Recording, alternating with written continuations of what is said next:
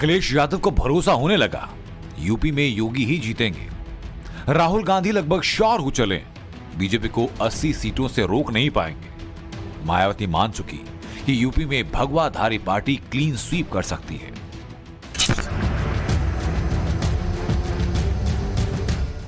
विपक्ष की इसी सोच ने आदित्यनाथ योगी को कॉन्फिडेंट कर दिया, इसलिए वो निश्चिंत होकर यूपी के बाहर रैलियों पर फोकस करने लगे। 7 अप्रैल को योगी आदित्यनाथ राजस्थान के सीकर और भरतपुर में थे। 8 अप्रैल को योगी ने महाराष्ट्र के वर्धा, भंडारा और नागपुर में रैली की। मुख्यमंत्री योगी को मालूम है कि वो देश के किसी कोने में पहुंच जाए, यूपी की पब्लिक सुनेगी जरूर। मैं उत्तर प्रदेश से आया हूं। 80 लोकसभा सीट हैं उत्तर प्रदेश में। 7 चरणों में चुनाव होने, लेकिन हम आश्वस्त हैं उत्तर प्रदेश में। और कल मैं राजस्थान में था, राजस्थान में भी यही आश्वस्ति का भाव है। आएंगे तो मोदी जी ही। जनता इस बात के लिए आश्वस्त है। योगी आदित्यनाथ बीजेपी के स्टार प्रचारक, उनकी डिमांड यूपी के बाहर भी है। लेकिन सवाल ये कि योगी के इस कॉन्फिडेंस का सीक्रेट क्या है, तो ये जानने के लिए पहले अखिलेश यादव और फिर राहुल गांधी की रणनीति को समझना बहुत जरूरी है। यूपी में पहले फेज के इलेक्शन में महज 10 दिन का वक्त बचा है, लेकिन अभी तक ना तो राहुल गांधी ने और ना ही अखिलेश यादव ने यूपी में कोई बड़ी रैली या जनसभा की है। सिर्फ आगरा में राहुल गांधी की भारत जोड़ो यात्रा को छोड़ दिया जाए तो फिर यूपी के ये दोनों लड़के अभी तक एक साथ किसी मंच पर नजर नहीं आए हैं। कांग्रेस का दावा यह कि जल्दी ही अखिलेश और प्रियंका की रैली हो सकती है। राहुल और अखिलेश की रैली का प्रस्ताव भी रखा गया, मगर कब होगी ये तय नहीं। सूत्रों के मुताबिक समाजवादी पार्टी ने कई दौर की बैठकों के बाद भी अभी हरी झंडी नहीं दी। समाजवादी के हमारे राष्ट्रीय अध्यक्ष अखिलेश जी के साथ में ये समन्वय बैठक थी। इस समन्वय बैठक में प्रमुख रूप से 80 लोकसभा चुनाव में फेजवार हमें किस प्रकार से और मजबूती से तैयारी करनी है, दोनों संगठनों का समन्वय होते हुए हमारी जो आगे का कैंपेन है, आगे जो प्रचार प्रसार है, उसे और मजबूती के साथ कैसे हमें रखना है, उस पर बहुत ही सकारात्मक चर्चा हुई। कांग्रेस को 17 सीटें देना अखिलेश यादव की मजबूरी रही या रणनीतिक भूल? बहुत संभव है कि चुनावी नतीजों के बाद इस पर भी जवाब मिलेगा, मगर जिस तरह की स्ट्रैटेजी राहुल गांधी ने अपनाई, उसने जरूर बीजेपी को एडवांटेज दे दिया। सूत्रों के मुताबिक अमेठी और रायबरेली को लेकर के 26 अप्रैल के बाद फैसला होगा। अमेठी से राहुल गांधी लड़ेंगे या नहीं, क्या प्रियंका गांधी रायबरेली से दावेदार होंगी, इस पर कांग्रेस 20 दिनों के बाद फैसला लेगी।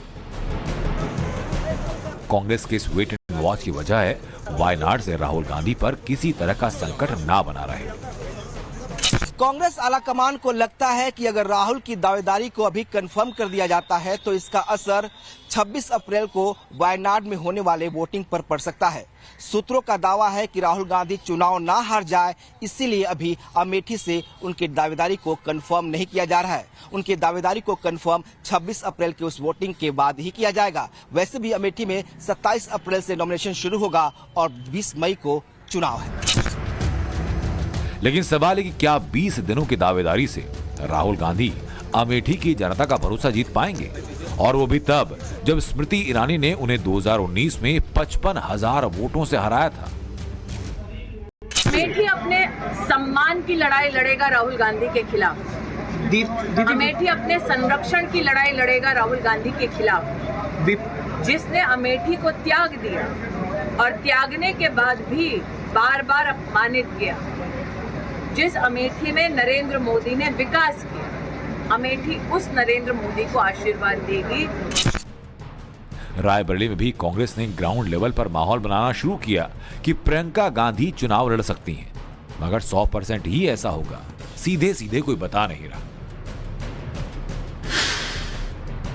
यह हाल तब है जब 1999 में प्रियंका गांधी ने रायबरेली से कांग्रेस कैंडिडेट कैप्टन सतीश शर्मा की चुनावी बागडोर संभाली थी। 2004 में मां सोनिया गांधी को रायबरेली से जिताने में प्रियंका गांधी ने दिन रात एक कर दिया।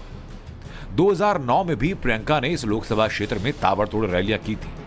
2016 के जिला पंचायत अध्यक्ष के इलेक्शन में भी रायबरेली के लिए प्रियंका ने प्लानिंग की थी। 2017 के विधानसभा में भी प्रियंका ने यहां खूब प्रचार किया था। अब जब उम्मीदवारी की बात सामने आई तो प्रियंका मौन हो गई। यूपी के बजाय उन्होंने राजस्थान से चुनावी रैली का आगाज किया। राहुल गांधी भी राजस्थान, मध्य प्रदेश और तेलंगाना में रैली कर चुके हैं, मगर यूपी में उनकी रैली का अब तक कोई प्लान फिक्स नहीं। नेता भी होना चाहिए, नीति भी होनी चाहिए और नियत भी होनी चाहिए। क्या विपक्ष के पास नेता है? क्या न नेता है, न नीति है और न नियत ही है। राहुल गांधी की तरह अखिलेश यादव की सीट यूपी में फिक्स नहीं। कन्नौज से उनके चुनाव लड़ने पर नवरात्र के बाद क्लियर होगा और शायद इसीलिए आदित्यनाथ योगी भी बेफिक्र हो गए। जिन सीटों पर आखिरी 2 चरणों में चुनाव होना है, उन पर कैंडिडेट को लेकर बीजेपी बहुत जल्दबाजी में नहीं है। समाजवादी पार्टी और कांग्रेस की रणनीति का इंतजार किया जा रहा है। इसके अलावा योगी के निश्चिंत होने का दूसरा फैक्टर है सूबे की आधी से ज्यादा सीटों पर मिली नॉन स्टॉप जीत। यूपी की 8 सीटें ऐसी जहां बीजेपी जीत की हैट्रिक लगा चुकी है, जबकि 48 सीटों पर इस बार हैट्रिक की कोशिश है।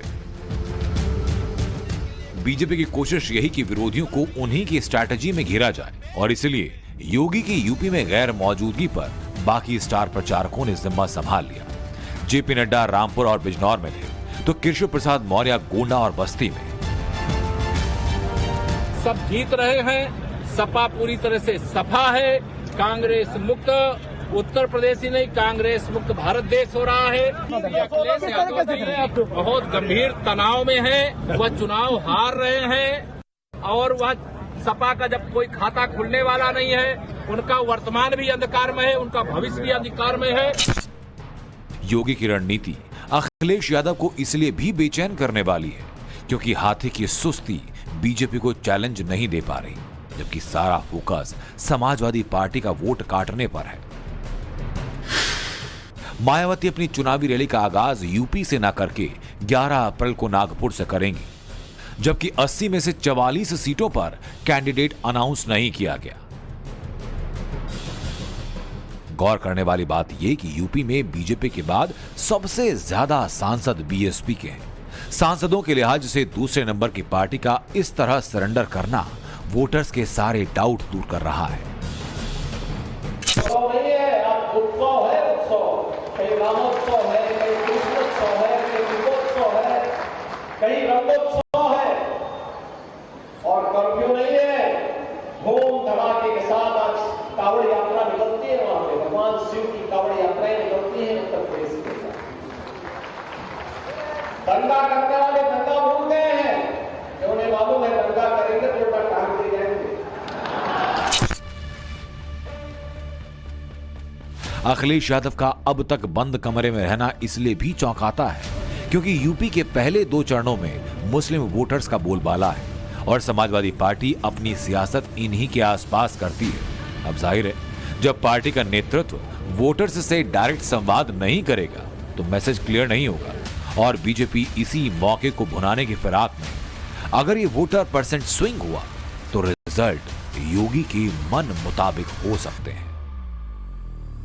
Bureau report, times now Bharat.